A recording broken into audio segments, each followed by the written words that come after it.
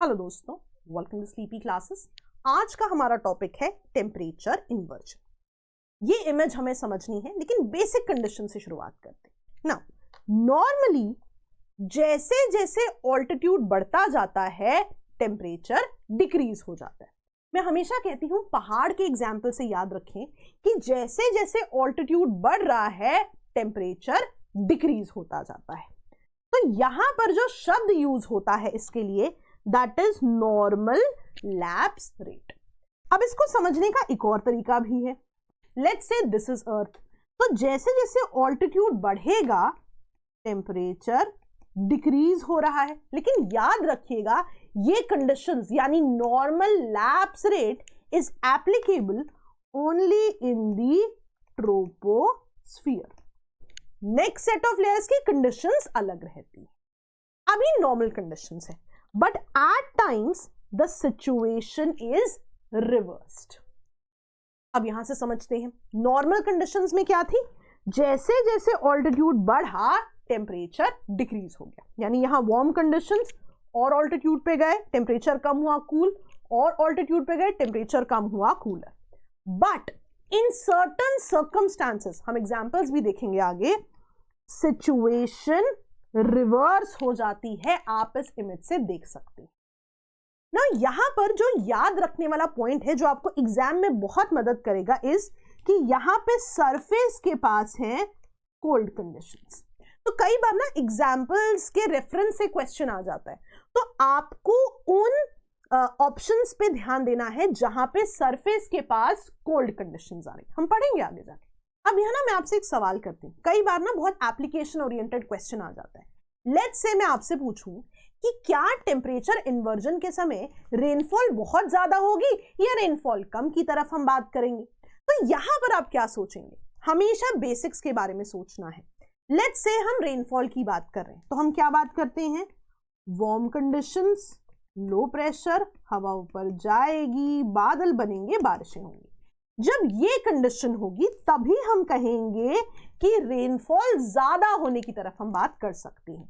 लेकिन जब भी हम कोल्ड कंडीशंस या हाई प्रेशर की बात कर रहे हैं, हमें पता है हवा चुपचाप डिसेंड होती है, तो यहां पर तो बहुत ज्यादा रेनफॉल की बात हो ही नहीं सकती। तो जब भी हम टेम्परेचर की बात करेंगे, आप देखेंगे कि क्योंकि यहां कोल्ड कंडीशंस का रेफरेंस है, तो बहुत ज्यादा रेनफॉल की बात तो नहीं होगी। तो कई बार हमें एप्लीकेशन ओरिएंटेड क्वेश्चंस भी आते हैं, तो वहां पर हमें बेसिक को सोचना पड़ेगा। चलिए अपनी स्लाइड पर वापस आते हैं। अब यहां कह रहे हैं inversion usually of short duration होता है और क्वाइट कॉमन रहता है। अब ना यहाँ पे ध्यान रखना, लिखा है यूजुअली फॉर शॉर्ट ड्यूरेशन है, तो ऐसी कंडीशंस होंगी जब शॉर्ट ड्यूरेशन के लिए भी होगा। लेकिन मैं आपको एक स्पेसिफिक एग्जांपल बताती हूं जहां पे temperature inversion through out the year रहता है। यहां पर एग्जांपल है पोलर एरियाज का। अब आंखें बंद करके ना एक बार पोलर एरियाज को इमेजिन करोगे तो आपको लगेगा अरे वहां तो बहुत ठंड है ना, टेम्परेचर भी बहुत कम है ना।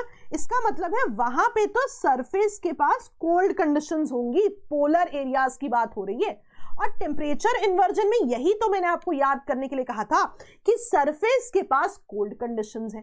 तो वही वो बता रहे हैं कि पोलर एरियाज पे temperature inversion through out the year normal होता है। एक और एग्जाम्पल की बात करते हैं जहां हम टेम्परेचर इन्वर्जन की बात कर सकते हैं। ब्रॉडर कॉन्सेप्ट जो हमें यहां पढ़ना है, valley and mountain bridge.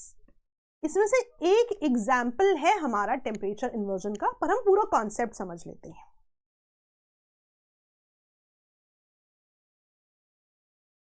Mountain, valley, mountain, hill, valley.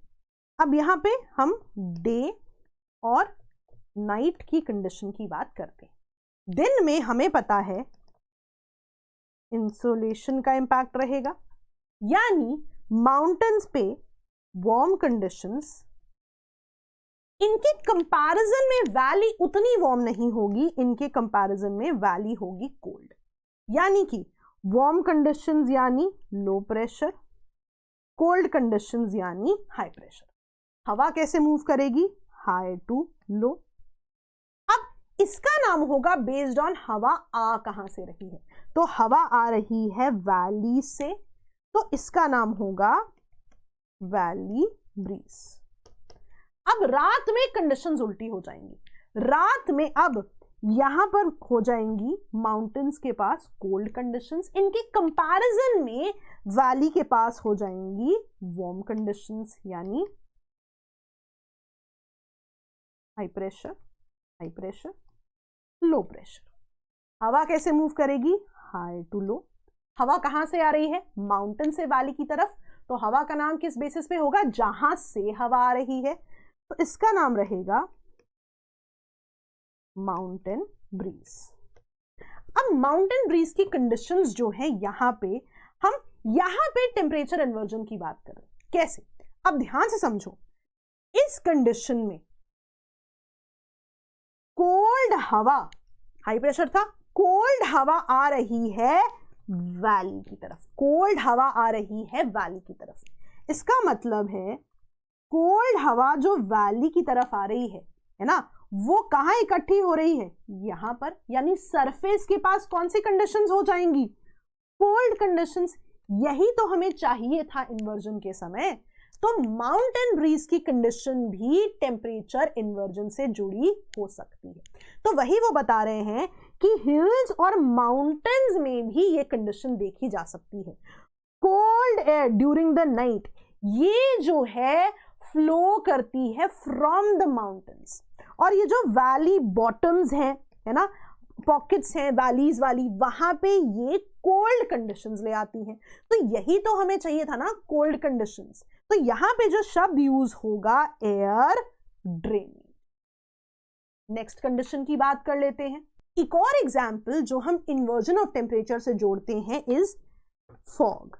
सर्दियों में आपने देखा होगा फॉग होता है, तो fog is nothing but mini clouds around us. तो थोड़ा ना प्रोसेस समझते हैं। एग्जाम के लिए तो आपको केवल dense fogs in the morning याद रखना है ना, लेकिन थोड़ा प्रोसेस समझते हैं, थोड़ा सा कॉन्सेप्चुअल क्लैरिटी भी बनती है। अब देखिए, जब भी हम क्लाउड फॉर्मेशन, रेनफॉल की बात करते हैं, आपने कई बार शब्द सुना होगा इवेपोरेशन, कंडेंसेशन। तो थोड़ा सा प्रोसेस समझते हैं। अब जब भी हम पानी की बात करें, let's say water body around us, तो पानी को जब हीट मिलती है तो वो वेपर में कन्वर्ट हो जाता है। इसको ऐसे समझिए, द वाटर अराउंड अस, जब इंसोलेशन का इंपैक्ट रहेगा, उसे हीट मिलेगी तो वो वेपर में कन्वर्ट हो जाएगा। कई बार आपने कहा होगा ना कि पानी इवेपोरेट हो जाता है ना, लिक्विड से गैसियस स्टेट में आ जाता है, वेपर बन जाता है। तो जो शब्द इसके लिए यूज होता है दैट इज इवेपोरेशन। अब क्या आपको याद कराने के लिए मैं कह सकती हूं कि पानी यानी लिक्विड को जब इंसुलेशन या हीट मिली तो वो वेपर यानी कि गैस बन गया। अब क्या मैं कह सकती हूं जब लिक्विड को हीट मिली तो वो गैस बन गया। अगर मैं इससे हीट वापस ले लूं तो क्या पॉसिबिलिटी है कि ये वापस अपनी पिछली स्टेट में आ जाए? पॉसिबिलिटी तो है। तो होता क्या है, इसके लिए जो शब्द यूज होता है that is loss of heat, कि इस वेपर को जब लॉस ऑफ हीट होगा तब ये बूंदे बनाएगा, बादल बनेंगे, बारिशें होंगी। तो यहां पर जो शब्द यूज होता है दैट इज कंडेंसेशन। अब यहां पे आपको सोचना चाहिए कि ऐसा क्यों है कि ये लॉस ऑफ हीट ऊपर जाकर ही हो रहा है। यूजुअली बादल ऑल्टीट्यूड पर ही बनते हैं, क्योंकि ऑल्टीट्यूड पे जैसे जैसे आप जाओगे नॉर्मल लैप्स रेट एक्ट करेगा और टेम्परेचर कम होता जाएगा। तो जब लॉस ऑफ हीट होगा तो उस समय क्या होगा, यही वेपर वापस बूंदों में कन्वर्ट हो जाएगा। यही वेपर जब लॉस ऑफ हीट होगा एक ऑल्टीट्यूड पे जाके तो वापस बूंदों में कन्वर्ट होगा, बादल बनेंगे, बारिशें होंगी। यहां पर जो शब्द यूज होता है दैट इज कंडेंसेशन। अब यहां पे जो आपकी लर्निंग है कि ये जब हमने क्लाउड फॉर्मेशन की बात करी है उसके लिए क्या चीज इंपॉर्टेंट है कि लॉस ऑफ हीट होना चाहिए, है ना, हीट कम हो, हीट का लॉस हो, टेम्परेचर जो है रिड्यूस होगा। तो सर्दियों में ही ऐसा नहीं होगा, क्योंकि सर्दियों में जो टेम्परेचर कम है वो आपके आसपास ही तो होता है ना। तभी आप देखोगे क्लाउड फॉर्मेशन आपके आसपास ही हो रहा है, मिनी क्लाउड्स बन रहे हैं, उसी को तो हम फॉग कह रहे हैं। नॉर्मल सर्कमस्टांसेस में क्लाउड्स ऊपर बन रहे हैं ऑल्टीट्यूड पे क्योंकि लॉस ऑफ हीट वहां हो रहा है, बट सर्दियों में जब टेम्परेचर आपके आसपास ही कम है, यहीं पे लॉस ऑफ हीट होगा, यहीं पे मिनी क्लाउड्स बनेंगे। और यही तो प्रोसेस है कि सरफेस के पास कौन सी कंडीशन हो गई, कोल्ड कंडीशंस, क्योंकि हमारे आसपास ही लॉस ऑफ हीट हो गया। इसीलिए डेंस फॉग को during the winter season temperature inversion से एसोसिएट किया जाता है। मैंने आपको पूरा प्रोसेस बता दिया है एक बेसिक आइडिया के लिए, पर पेपर में आपको केवल पहली लाइन ही इंपॉर्टेंट है। नेक्स्ट पॉइंट में वो बता रहे हैं आइडियल कंडीशंस फॉर इन्वर्जन। अब आपने बेसिक समझना है, इन्वर्जन के लिए हमें सरफेस के पास चाहिए थी कोल्ड कंडीशंस, राइट। अब वो बता रहे हैं कि heat of the day is radiated of by the night, right. अब लॉन्ग विंटर नाइट है ना, विंटर्स में जब ऑलरेडी कोल्ड कंडीशंस हैं, लॉन्ग विंटर नाइट है, और ज्यादा heat would be radiated of, और मान लो कि स्काईज भी क्लियर है, कोई ऑब्स्ट्रक्शन भी नहीं है, तो बहुत सारी heat would be radiated of, और सरफेस के पास क्या रह जाएगी, कोल्ड कंडीशंस। इसीलिए ये भी इन्वर्जन का एग्जाम्पल माना जाता है। नेक्स्ट पॉइंट अगर हम देखें, एनसीईआरटी में ही दिया हुआ है ये, सरफेस इन्वर्जन स्टेबिलिटी को प्रमोट करता है in the lower layers of the atmosphere. अब ध्यान से देखिएगा, इन्वर्जन यानी कि अगेन याद रखिए कोल्ड कंडीशंस। आपने दो स्पेसिफिक पॉइंटर्स समझे। जब भी हम बात करते हैं वार्म कंडीशंस हैं, लो प्रेशर है, हवा ऊपर जा रही है, बादल बन रहे हैं, बारिशें हो रही हैं, ये कंडीशंस कहलाती हैं इनस्टेबिलिटी की कंडीशन। और जब भी हम बात करते हैं कोल्ड कंडीशंस है, हाई प्रेशर है, यानी हवा चुपचाप डिसेंड हो रही है ना। अब यहां पे रेनफॉल नहीं होगी, याद रखिएगा। अच्छा, इन कंडीशंस को आप कहते हो स्टेबिलिटी की कंडीशंस। अब इन्वर्जन में क्या था, कोल्ड कंडीशंस, यानी कि ये कंडीशन आपके लिए इंपॉर्टेंट है। तो ये किससे एसोसिएटेड है, ये तो स्टेबिलिटी से एसोसिएटेड है, तभी वो कह रहे हैं surface inversion promotes stability in the lower layers of the atmosphere. Last point में बात हो रही है स्मोक और डस्ट पार्टिकल्स, यानी इनकी टर्म्स में जो पोल्यूशन है वो भी इन्वर्जन ऑफ टेम्परेचर से एसोसिएटेड किया जा रहा है। कैसे, ध्यान से समझिए। बेसिक वही है कि सरफेस के पास हमें कोल्ड कंडीशंस चाहिए। अब सरफेस के पास कोल्ड कंडीशंस का मतलब है कि हवा ऊपर की तरफ तो नहीं जा रही, rather cold air being denser descend कर रही है। तो ऐसे समय पे जो डस्ट पार्टिकल्स है फॉर एग्जांपल, ऊपर की तरफ तो मूव नहीं हो पा रहे, तो वो इकट्ठे हो जाते हैं horizontally in the lower strata of the atmosphere. तो इनसे भी पोल्यूशन बढ़ने की पॉसिबिलिटी रहती है। तो बहुत डिटेल में हमने ये कॉन्सेप्ट डिस्कस किया है, और बिफोर आई लीव, संभव प्रीलिम्स क्रैश कोर्स को जरूर कंसिडर करें, one of the most holistic and comprehensive crash courses for इस साल का प्रीलिम्स। ऐसे ही कंटेंट के साथ आपसे मिलते रहेंगे। Thank you so much, bye bye.